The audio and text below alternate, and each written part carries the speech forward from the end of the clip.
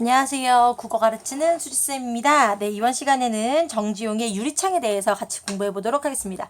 자, 이 정지용의 유리창은 이번 수능 특강 거의 제일 앞부분에도 실려 있고요.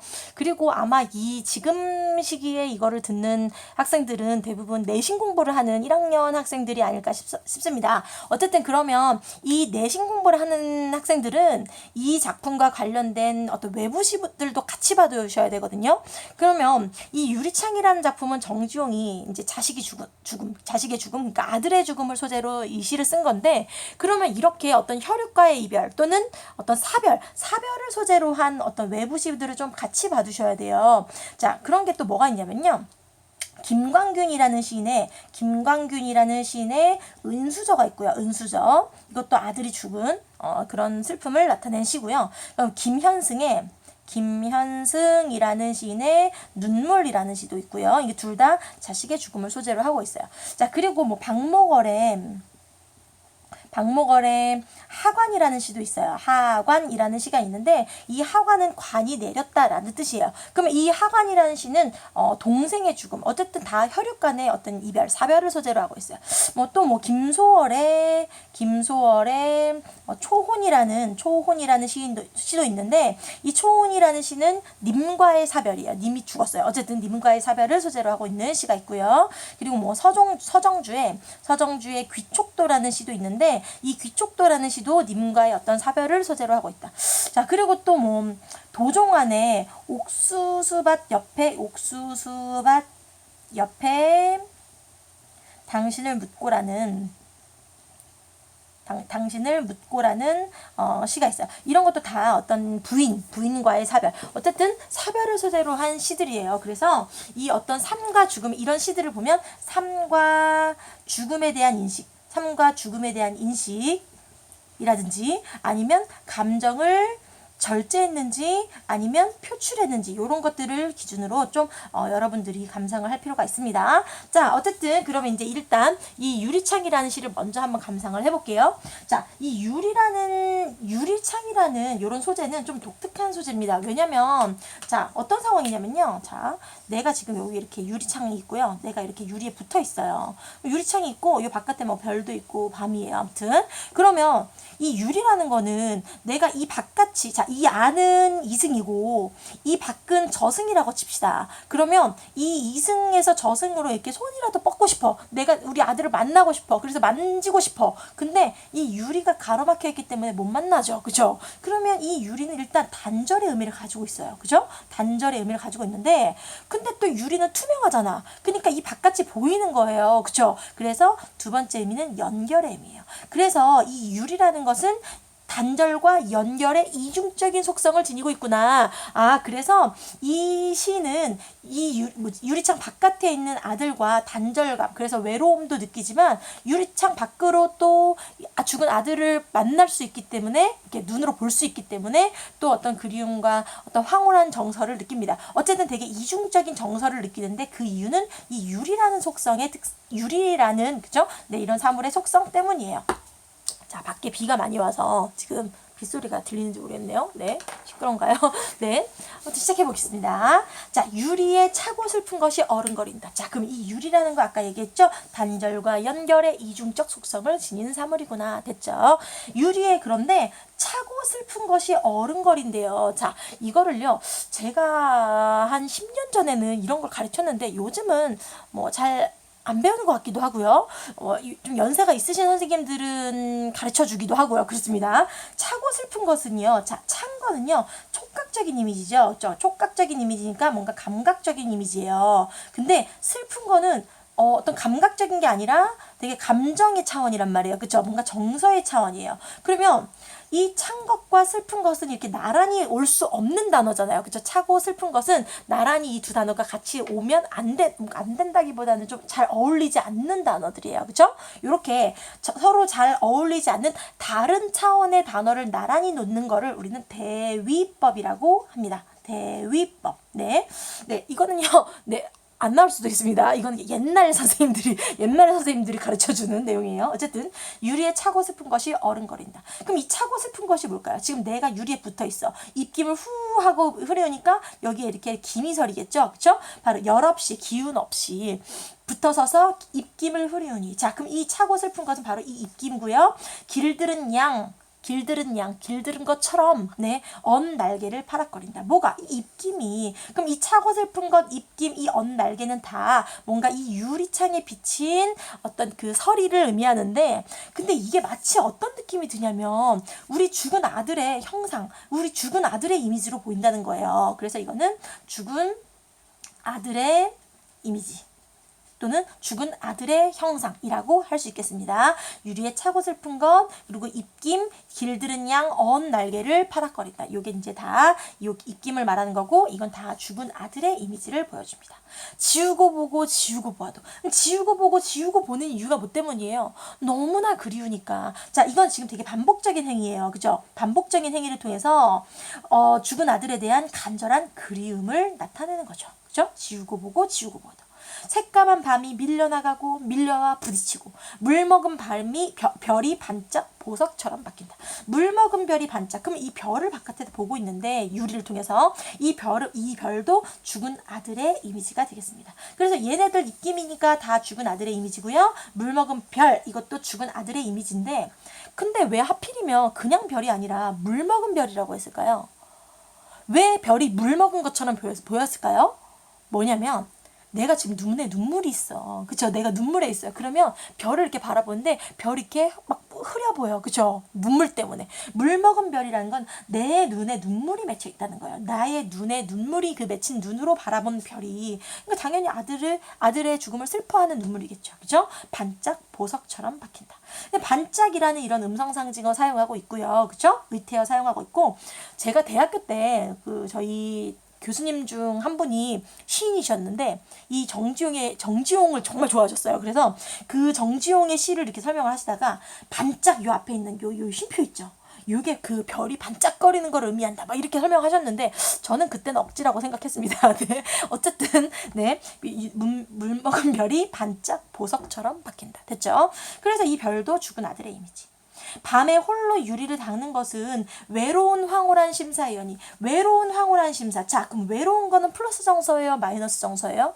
얘 마이너스 정서죠. 그쵸? 슬픈 거잖아. 황홀한 거는요? 플러스 정서죠. 근데 마이너스이면서 플러스이다. 이거 말이 안 됩니다. 네, 이거 무슨 법이에요? 역설법이죠. 그쵸? 역설법이고 다른 말로 모순어법이라고도 하고, 문제에서 또는 모순 형용이라고도 합니다. 네, 어쨌든 이거 다 같은 말이에요. 역설법.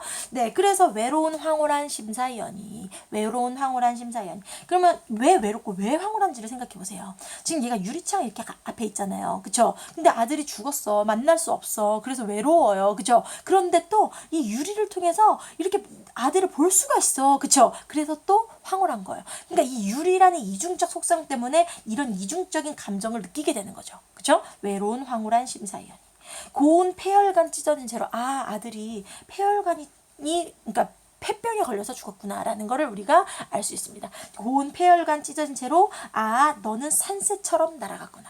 산새 당연히 누구예요? 죽은 아이가 되겠죠. 그렇죠? 그래서 너는 산새처럼 날아갔구나 하고 슬프다 하는 겁니다. 자, 그러면 제가 아까 전에 이 누가 죽은 시를 볼 때는 삶과 죽음의 인식을 봐야 된다 그랬어요. 삶과 죽음이 연결되어 있는지 단절되어 있는지. 일단 이거는 단절입니다. 그죠? 유리창은 단절이에요. 그런데 또 이걸로 볼 수는 있으니까 또 연결이기도 합니다. 그래서 이 정지용의 유리창은 기본적으로는 단절인데 근데 이 유리창을 통해서 바라볼 수 있으니까 연결의 의미도 있다. 이 정도로 알아두시면 됩니다. 됐죠? 네, 그래서 이중적인 어떤 이런 인식이라는 거. 그리고 감정을 절제했는지 표출했는지를 봐야 된다 그랬죠? 근데 여기 말투를 보세요. 유리에 차고 슬픈 것이 어른거린다. 열없이 붙어서 입김을 흐리우니 길들은 언 날개를 파닥거린다. 뭐뭐하고 박힌다. 심사위원이. 여기까지 쭉 보시면요. 다 감정을 절제하고 있는 것처럼 보여요. 절제하는 것처럼 보이는데 마지막에 고운 폐혈관 찢어진 채로 아, 너는 산새처럼 날아갔구나. 여기서 뭐뭐 했구나. 이런 영탄법이죠. 그죠? 영탄법이고 영탄적 어조입니다. 네, 그리고 당연히 얘도 감탄사니까 영탄법이에요. 그럼 영탄법이 쓰였다는 것은 감정을 표출했다는 거예요. 그러면 자, 앞부분 쫙 대부분은 절제예요. 그러니까 문제 감정을 절제하여 하면 맞습니다. 네. 또는 뭐 감정을 절제한 뭐 담담한 어조를 사용한다. 맞아요. 근데 만약에 기억 이렇게 했어. 아, 너는 산새처럼 날아갔구나. 여기를 체크했어. 근데 여기를 체크했으면 감정은 절제한 거예요? 표출한 거예요? 표출한 거예요. 이해되시죠? 전반적으로는 감정을 절제인데 여기 아, 너는 산새처럼 날아갔구나. 여기 부분에서는 표출하고 있다라는 거 여러분이 기억해 두시면 되겠습니다. 자, 우리 이제 대강 어떤 시인지는 알았으니까 우리 하나씩 한번 다시 볼게요. 유리에 차고 슬픈 것이 어른거린다. 유리가 아까 뭐라고요? 이중적 속성이라 그랬죠? 연결과 그죠? 연결과 단절의 이중적 속성. 차고 슬픈 것이 어른거린다. 여기서 차고 슬픈 것은 어울리지 않는 말이다. 감각적인 말과 정서적인 말이니까 어울리지 않는 말인데 얘네들은 나란히 썼으니까 이건 대위법이라고 하는구나. 또는 뭐 감각의 대위라고 하기도 하는구나 라는 거 알 수 있어요. 자, 그 다음에 어른거린다. 뭐뭐 한다. 이렇게 현재형 어미를 사용하고 있어요. 현재형 어미. 여럿이 붙어서서 입김을 흐리우니 길을 들은 양 언 날개를 파닥거린다. 얘도 마찬가지로 현재형 어미를 사용하고 있죠. 그죠? 그럼 문제 지금 얘도 뭐뭐 한다 뭐 이렇게 나오는데 이렇게 현재형 어미를 사용하면 문제에서 유사한 뭐 종결 어미를 반복했다. 종결 어미를 반복했다. 또는 아니면 종결 어미의 반복, 뭐 특정한 종결 어미를 반복하여 뭐 운율을 형성한다. 이런 것도 괜찮습니다. 이런 걸 우리는 각운이라고 해요. 각운 종결 어미를 반복해서 여기 뒤에 거를 맞춰서 운율을 형성하는 거. 어쨌든 어른거린다. 열없이 기운 없이 붙어서서 입김을 흐리우니 길을 들은 양 언 날개를 바닥거린다. 됐죠? 그래서 여기에 있는 게 다 뭐다? 입김의 이미지죠. 이렇게 파닥파닥거리는 그죠? 네, 그런 입김의 이미지고 이 입김의 이미지는 바로 죽은 아들의 그죠? 죽은 아들의 영상이다. 죽은 아들의 영상이다라는 거 기억해 주시면 되겠습니다. 지우고 보고 지우고 보아도 이거는 반복적 행위를 통해 뭘 나타낸다? 그리움의 정서를 나타낸다. 간절한 그리움. 새까만 밤이 밀려나가고 또 밀려와 부딪히고 이거예요. 그쵸? 이 유리창에 단절이니까. 물 먹은 별이 반짝하고 보석처럼 박힌다. 물 먹은 별인 내가 내 눈에 눈물이 어려 있다라는 거 알 수 있고 이 별도 죽은 아들의 영상이다. 그리고 반짝하고 음성 상징어 있고 요 앞에 쉼표를 사용해서 뭔가 이 별이 빛나는 것 같은 어떤 시각적인 어떤 그런 효과를 준다라는 이야기도 할 수 있겠어요. 그래서 반짝하고 보석처럼 박힌다. 밤에 홀로 유리를 닦는 것은 외로운 황홀한 심사위원이. 외로운 황홀한이 무슨 뜻이라고요? 내가 슬프지만 황홀하다, 기쁘다. 왜 그렇다? 아들이 죽어서 외롭지만 그런데 아들을 또 이 유리창을 통해서 바라볼 수 있기 때문에 황홀하다. 됐죠? 그래서 이거는 말이 안 돼. 그래서 역설법이고 모순어법이고 모순형용이라고도 한다라는 거 기억하시면 됩니다.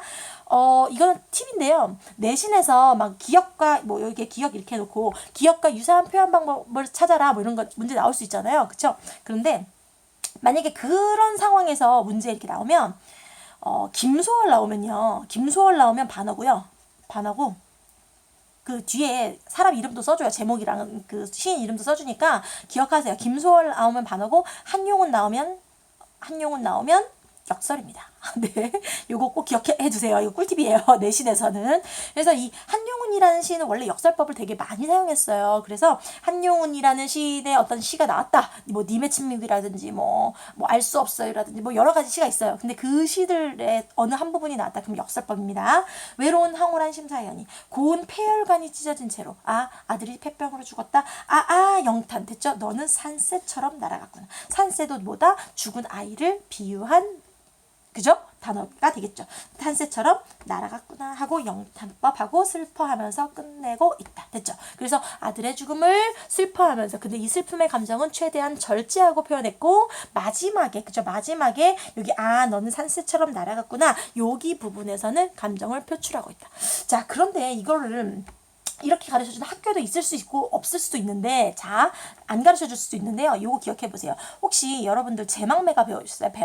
제망매가? 제망매가가 19채 한가인데 19채 한가 중에 제망매가가 있는데 그거는 누이 동생의 죽음을 슬퍼하는 노래거든요. 근데 이 제망매가 말고 어쨌든 19채 한가의 특징을 보시면 쭉 한 줄부터 뭐 8줄까지 쭉 이야기가 나오다가 마지막에 이 8줄 앞에 아으 뭐 이런 게 나와요. 그리고 쭉쭉쭉쭉 하고 아 슬프다 뭐 이런 내용으로 끝납니다. 뭐 슬프다로 끝난 시도 있고 아닌 시도 있는데 자 보세요. 쭉 앞부분에 어떤 뭐 어쨌든 이미지를 표현했어요. 그쵸? 어떤 이야기를 했어요. 그리고 마지막에 아 나는 너는 산새처럼 날아갔구나. 그래서 이 19채 한가의 형식을 이 유리창이라는 시가 계승했다. 창조적으로 변형해서 계승했다라는 이야기도 문제에 나올 수가 있습니다. 됐죠? 요런 형식 앞부분에서 막 이야기하다가 마지막에 감탄사 나오고 어쩌고저쩌고 나오는 이야기. 그쵸? 요게 이제 19채 한가의 형식인데 이 정지용의 유리창도 19채 한가의 형식을 계승했다라고 할 수 있겠습니다.